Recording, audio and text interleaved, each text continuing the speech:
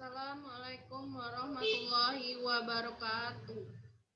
Perkenalkan, nama saya Yulia Puspitasari. Saya dari Program Studi Bimbingan dan Konseling Universitas Sriwijaya. Di sini saya akan menjelaskan tentang proposal penelitian kuantitatif, yaitu berjudul bullying.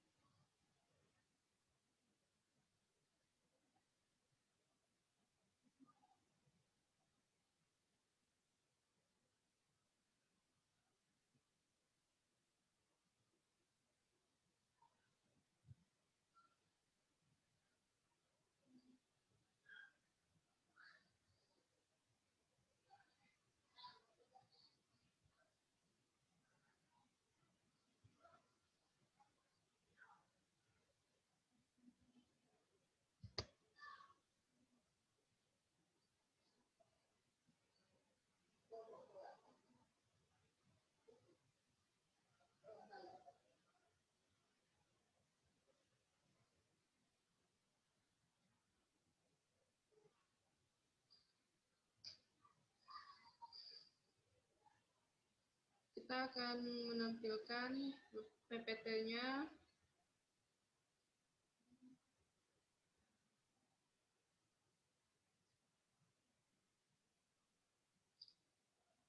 Nah, di sini bab 1 yaitu pendahuluan. Nah, di latar belakang masalah yaitu ada kegiatan pendidikan selalu berlangsung di dalam suatu lingkungan dalam konteks pendidikan. Lingkungan dapat diartikan sebagai segala sesuatu yang luar diri anak. Lingkungan dapat berubah hal-hal yang nyata seperti tumbuhan, orang, keadaan politik, sosial ekonomi, binatang, kebudayaan, kepercayaan, dan upaya lain yang dilakukan oleh manusia termasuk di dalam pendidikan. Nah, dalam memberikan pengaruh terhadap perkembangan anak, lingkungan adalah yang sengaja diadakan secara sadar dan tidak sadar, diadakan oleh orang dewasa yang normatif disebut pendidikan, sedang yang lain disebut dengan pengaruh. Selanjutnya dengan pernyataan di atas, menurut Undang-Undang Nomor 20 Tahun 2003 Pasal 1 Ayat 1 menyebutkan bahwa pendidikan adalah usaha sadar dan terencana untuk mewujudkan suasana belajar dan proses pembelajaran agar peserta didik secara aktif mengembangkan potensi dirinya untuk memiliki kekuasaan spiritual, keagamaan, pengendalian diri, kepribadian, kecerdasan, akhlak mulia, serta keterampilan yang diperlukan dirinya di masyarakat, bangsa, dan negara. Selanjutnya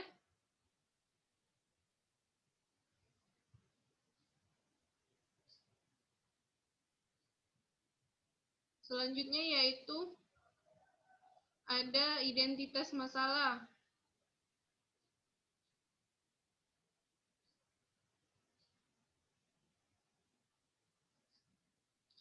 Nah, identitas masalah. Yang 1.2 yaitu adalah pembatasan masalah. Yang ke 1.3 adalah rumusan masalah. Nah, pada 1.4 adalah tujuan dan manfaat penelitian.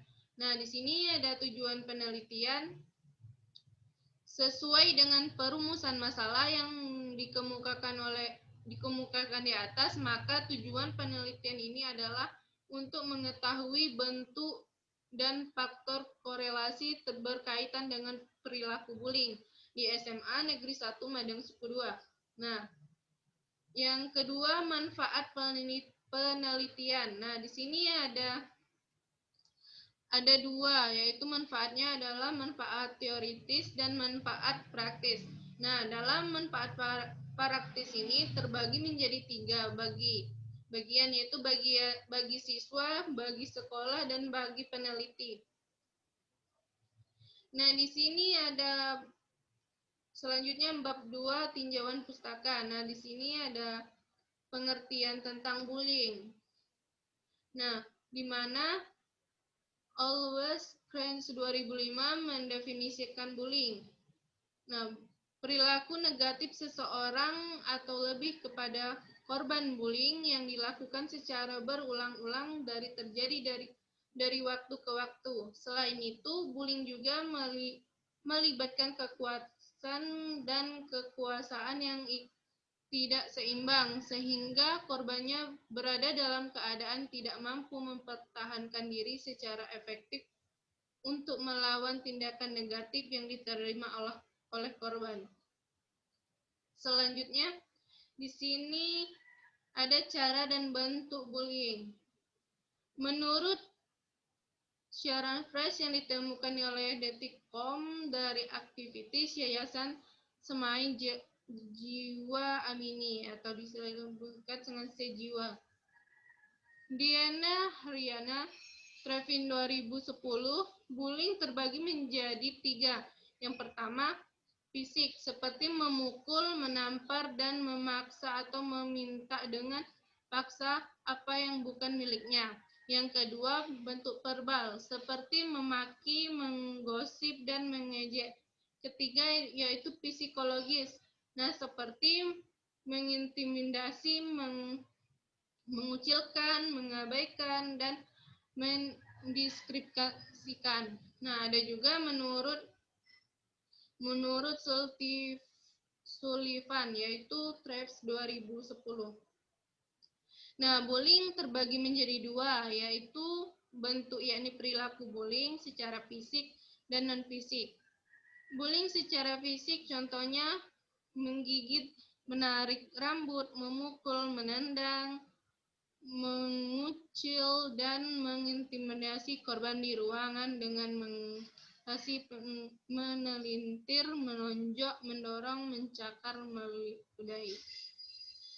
Nah, selanjutnya ada tempat terjadinya bullying. Menurut Astuti Travis 2010, tempat umum terjadi bullying adalah di halaman sekolah, di kelas, di kamar mandi sekolah, di warung, dan di kantin sekolah.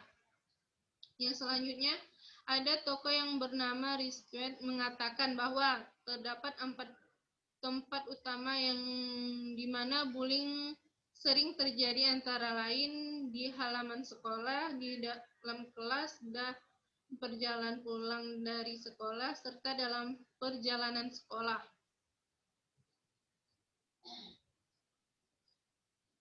Nah, selanjutnya komponen-komponen bullying.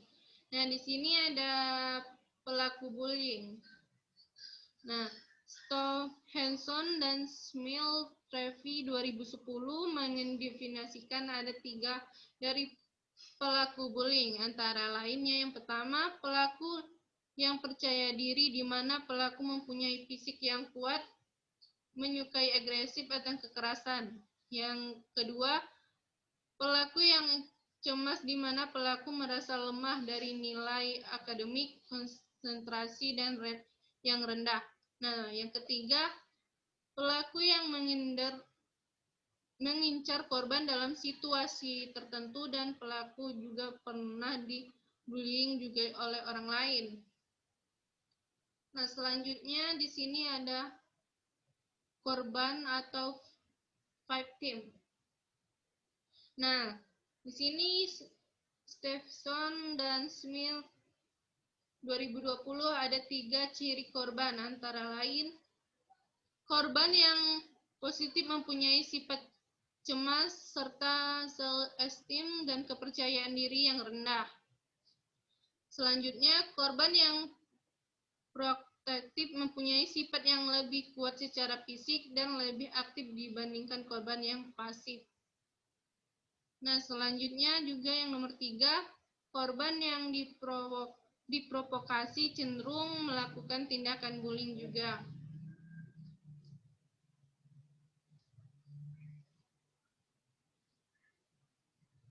Selanjutnya, partisipan atau bystander. Nah, menyebabkan bahwa bullying sangatlah bergantung pada orang-orang di sekeliling yang terlibat di dalamnya, yang seringkali disebut sebagai observers atau Webster yang tidak melakukan apa-apa untuk menghentikan bullying atau menjadi aktif terlibat dalam pendukungan bullying. Nah, di sini ada faktor-faktor yang mempengaruhi bullying. Menurut Boylins 2020, banyak faktor yang dapat memicu terjadinya bullying. Yang pertama yaitu temperamen dan kepribadian dengan kontrol yang sangat rendah, perilaku agresif, dan influensi yang sering diasosiasikan dengan perilaku bullying. Nah, di sini juga ada faktor-faktor yang menyebabkan terjadinya bullying, antara lain yang pertama yaitu faktor dari keluarga. Yang kedua, sekolah. Yang ketiga, kelompok teman sebaya. Yang keempat, kondisi lingkungan sosial. Yang kelima, tayangnya televisi dan media cetak.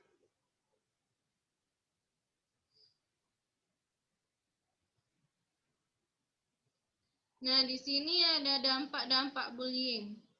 Nah, salah satu dari dampak bullying yang paling jelas terlihat adalah terganggunya kesehatan fisik. Beberapa dampak fisik yang biasanya ditimbulkan bullying adalah sakit kepala, sakit tenggorokan, flu, batuk, bibir pecah-pecah, dan sakit dada. Nah, di sini ada karakteristik pelaku bullying. Nah, penelitian Trevi 2010 menunjukkan bahwa individu yang cenderung melakukan bullying memiliki karakteristik sebagai berikut. Yang pertama, berdasarkan jenis kelamin. Yang kedua, berdasarkan keadaan keluarganya. Yang ketiga, berdasarkan jenis informasi. Yang keempat, berdasarkan perannya dalam bullying. Yang kelima, berdasarkan kepunyaan kelompok. Nah, yang keenam, berdasarkan peran dalam kelompok. Yang ketujuh, berdasarkan pekerjaan ayahnya. Yang kedelapan, berdasarkan latar belakang. 9, berdasarkan penghasilan orang tuanya per bulan. Nah, 10 itu berdasarkan tingkat pendidikan sang ayah atau sang ibu. Nah, di sini bab 3 saya menjelaskan metodologi penelitian. Nah, metode penelitian yaitu pendekatan penelitian yang digunakan dalam penelitian ini adalah pendekatan kualitatif. Nah, penelitian kualitatif ini secara selektif yang lebih diarahkan menggunakan desain penelitian studi kasus.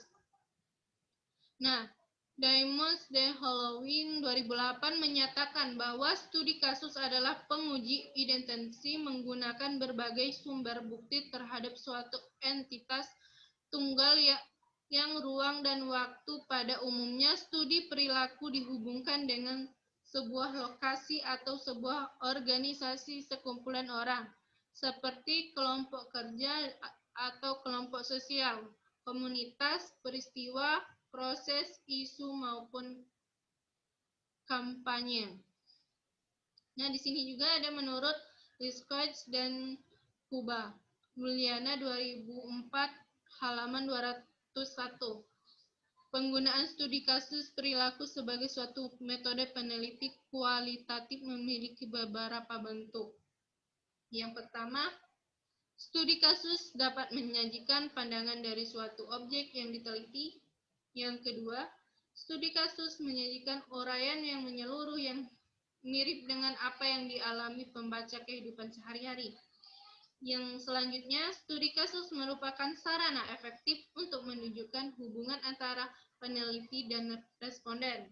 Yang keempat, studi kasus dapat memberikan uraian yang mendalam yang diperlukan bagi penilaian atau transferabilitas. Nah, pada dasarnya penelitian dengan jenis studi kasus bertujuan untuk mengetahui tentang sesuatu hal secara mendalam, maka dalam penelitian ini, penelitian akan menggunakan metode studi perilaku untuk mengungkapkan tentang faktor yang latar belakangi berkurangnya perilaku bullying di sekolah dengan memahami dan memaknai pandangan serta kejadian pada subjek peneliti.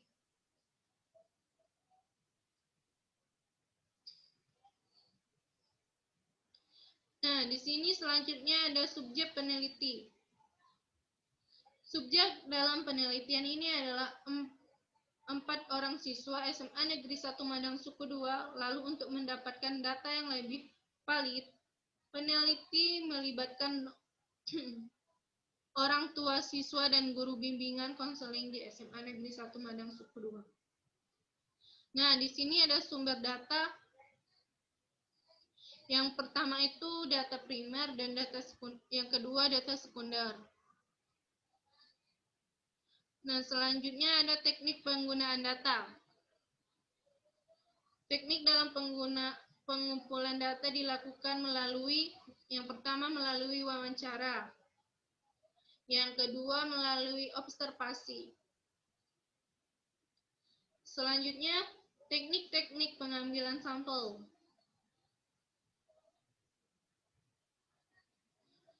Liscon dan Kuba dalam Sugiono 2015 mengemukakan bahwa penentuan sampai dalam penelitian kualitatif, berbagai penelitian kuantitatif, penentuan sampel dalam penelitian kualitatif tidak didasarkan perhitungan statistik. Sampel yang dipilih berfungsi untuk mendapatkan informasi yang maksimal untuk digeneralisasikan. Selanjutnya adalah ada teknik analisis data. Nah, teknik analisis data terbagi menjadi 3 tahap. Yang pertama, reduksi data. Yang kedua, penyajian data. Yang ketiga, penarikan kesimpulan. Dari materi yang sudah saya paparkan, bila ada kesalahan, saya mohon maaf.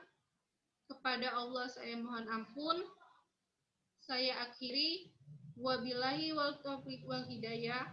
Wassalamualaikum warahmatullahi wabarakatuh.